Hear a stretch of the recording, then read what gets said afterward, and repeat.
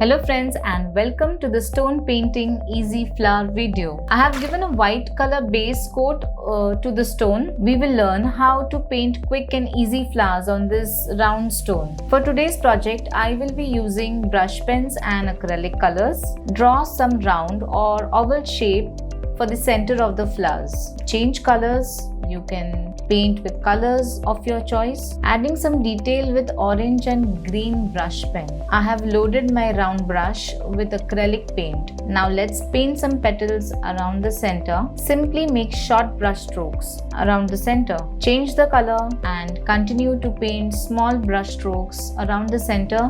It's okay to let the petals overlap over the other flower. Allow your paints to dry completely. Just adding a touch-up of yellow at the center. Now paint tiny dots around the center. Paint the background with a bright green color. This will really make the flowers pop out. Just add tiny white dots around the center and this will add more highlight. Some more highlights with a dark color for the petals and we are done. Don't forget to watch the next video on stone painting funny pebbles.